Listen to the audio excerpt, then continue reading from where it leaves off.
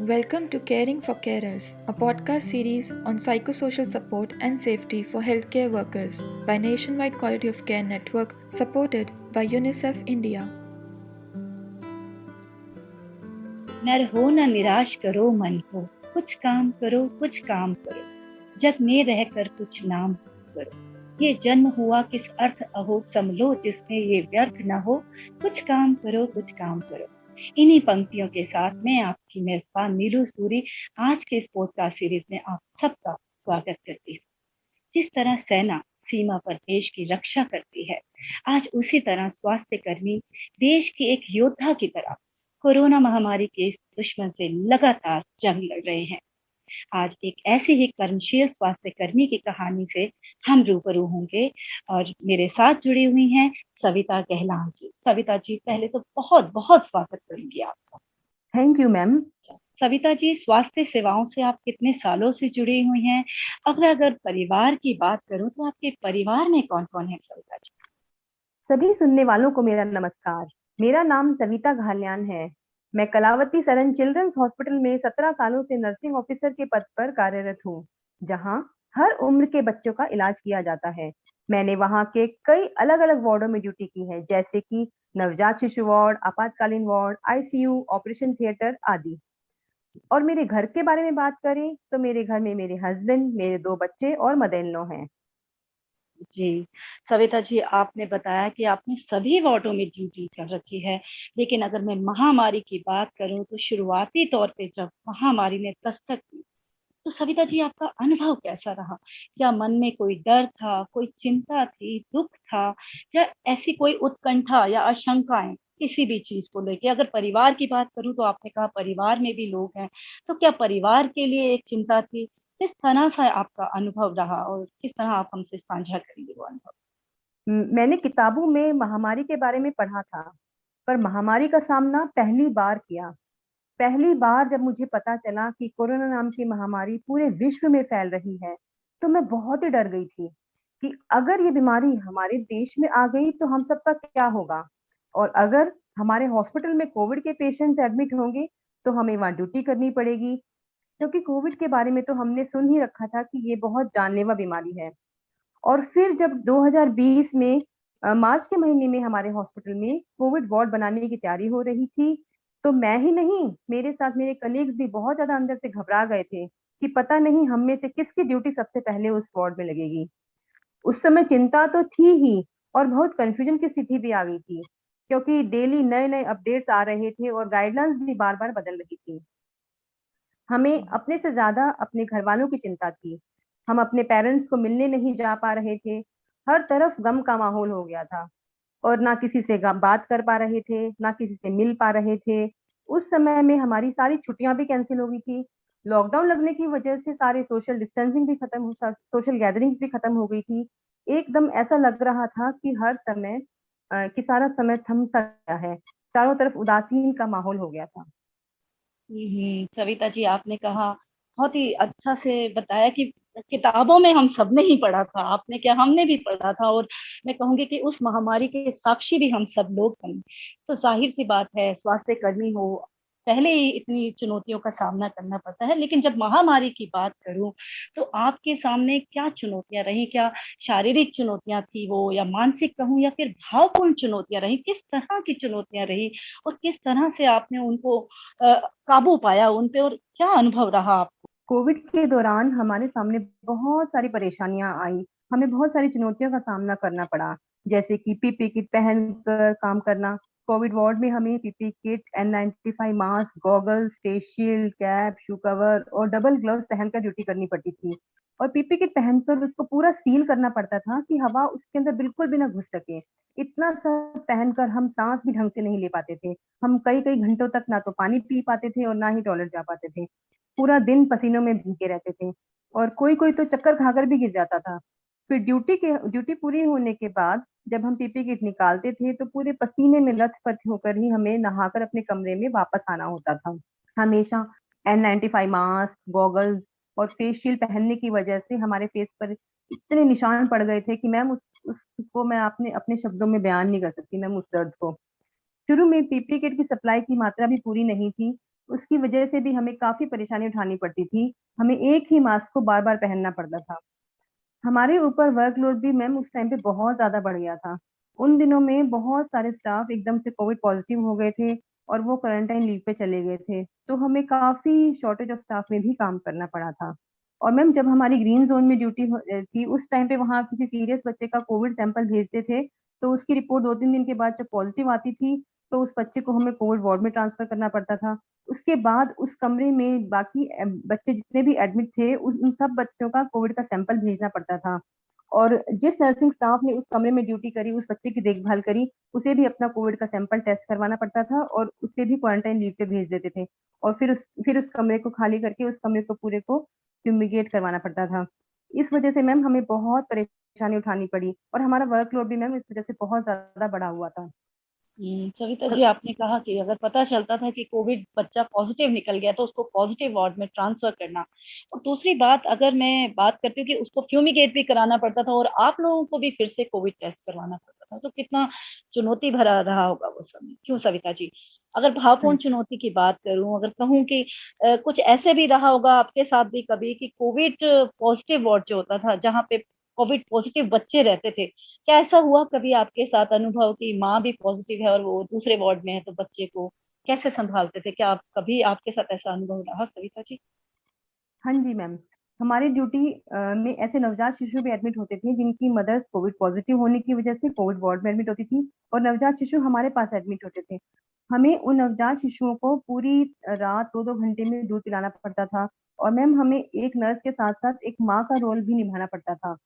जब बच्चे रात को रोते थे तो हम पीपी पहनकर पूरी रात उन्हें अपनी गोद में लेकर घूमते रहते थे और चुप कराते रहते थे क्योंकि उनकी माँ तो थी नहीं और कोई घर से उनके आ नहीं सकता था, तो मैम हमें ही उनकी माँ का रोल भी अदा करना पड़ता था। वो टाइम मैम हमारे लिए बहुत मुश्किल था। और हम्म, मैम उस समय जब देश में लॉकडाउन लग गया था और यातायात की सुविधा नहीं थी, कोई बस, मेट्रो, ट्रेन कुछ भी अवेलेबल नहीं था, तो मैम उस टाइम हमने कारपूलिंग शुरू कर दी। लेकिन मैम उस कारपूलिंग की में भी हमें काफ़ी डर रहता था कि कहीं कोविड एक एक से दूसरे को ना फैल जाए। और मैम जब हम ड्यूटी करके घर वापस आते थे, तो लोग हमें बड़ी अजीब-सी निगाहों से देखते थे, जैसे कि हम कोविड का इन्फेक्शन अपने ऊपर लेकर घूम रहे हैं और हम ये इन्फेक्शन चारों ओर फैला रहे हैं। उस कठिन समय में मैम हमें सामाजिक भेदभाव भी बहुत ज़्यादा सहना पड़ा था। हम्म। सविता जी, आपने बताया कि ऐसा लगता था जैसे आप खुद ही लेके चल रहे हैं वायरस को, तो क्या और क्या चुनौतियां रही? आपको भी क्या हुआ था कोविड, या आपके परिवार वालों को भी हुआ था? हाँ जी मैम, फिर कोविड के मरीजों की देखभाल करते-करते मैं भी कोविड पॉज़िटिव हो गई थी और मेरे सभी फैमिली मेंबर्स को भी कोविड हो गया था। और वो मेरे और मेरे परिवार के लिए बहुत ही कठिन समय था क्योंकि उसी वक़्त उन्हीं दिनों कोविड की वज़ह से अपने फादर इन लॉ को खो दिया था मैंने। हमने वो समय बहुत मुश्किल से निकाला और अपने आप को बहुत मुश्किल से सँभाला हमने अपने आप को। फिर कोविड पॉज़िटिव होने के बाद मुझे 17 दिन की क्वारंटाइन लीव के बाद ड्यूटी जॉइन करना पड़ा और उस वक़्त भी ऐसा लगता था कि मेरी तबीयत बिल्कुल पूरी तरह से ठीक नहीं हुई है और मैं काफ़ी कमज़ोरी महसूस कर रही थी।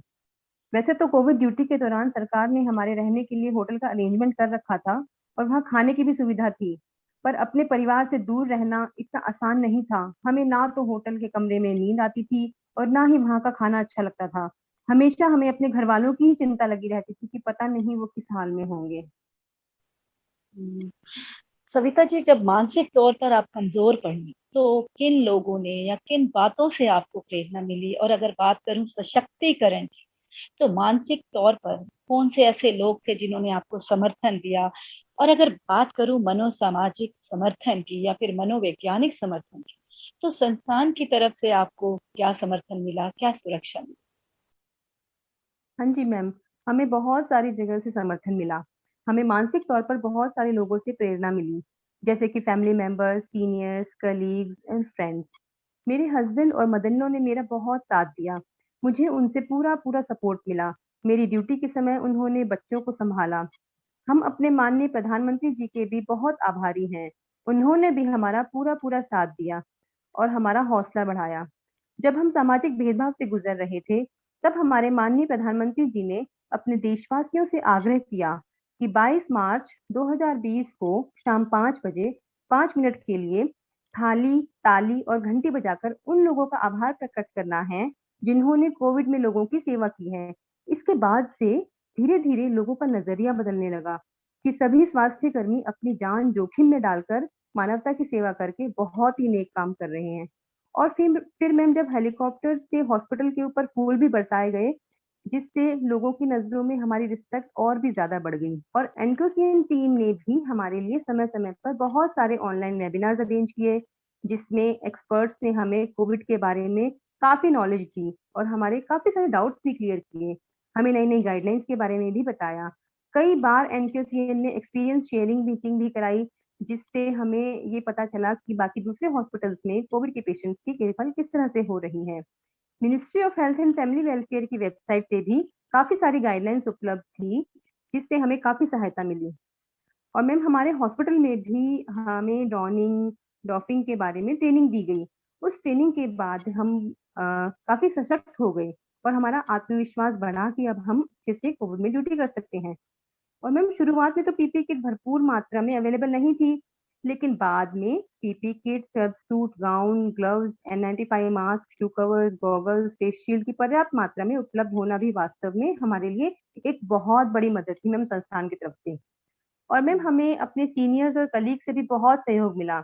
वे हमारी बात सुनते थे, उसका समाधान भी बताते थे। ज़रूरत के टाइम पर हमें साइकोलॉजिकल सपोर्ट भी देते थे।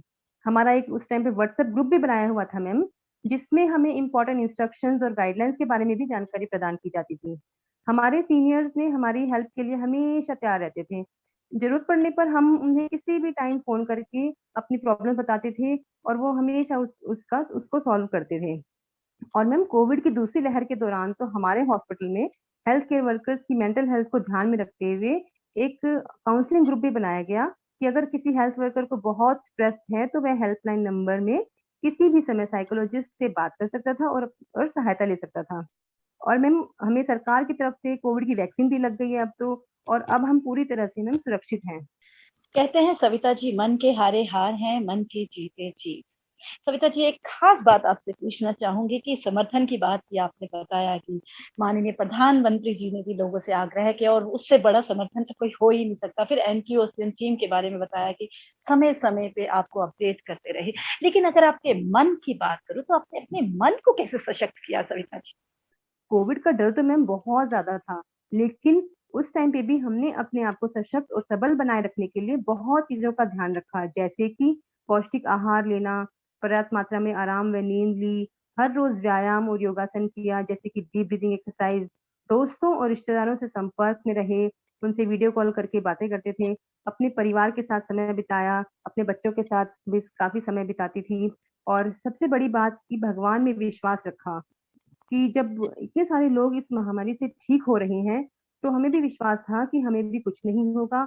और मैम इन सारी चीज़ों से हमारे अंदर बहुत पॉज़िटिव एनर्जी आई और मैम इन सब चीज़ों से हम बहुत ही सशक्त और सबल बने। और मैंने कहीं सुना है कि प्रयत्न और प्रार्थना बहुत ही जरूरी है किसी भी काम को सफल बनाने के लिए। सविता जी, इससे पहले कि हम इस पॉडकास्ट सीरीज को खत्म करें, मैं चाहूंगी छोटा सा संदेश आप हमारे लिसनर्स के लिए रखें। मेरी तरफ से एक छोटा-सा संदेश, जो लोग मुझे आज सुन रहे हैं, उन सबसे गुज़ारिश है कि लड़ाई अभी खत्म नहीं हुई है। हमारी सफलता तभी है, जब हम सभी दिशा-निर्देशों या गाइडलाइंस को मानेंगे। हमारी जंग तब तक सफल नहीं हो सकती, जब तक हम कोरोना नाम के दुश्मन से जीत न जाएँ। धन्यवाद। सविता जी, आपने कहा कि लड़ाई अभी बाकी है, जंग अभी बाकी है, और मेरे ख्याल से आपकी स्टोरी, आप कहानी सुन के तो मेरे भी रोंगटे खड़े हो गए। आज आप आई और आपने अपनी कहानी को इतनी खूबसूरती से बताया, इसके लिए बहुत बहुत धन्यवाद।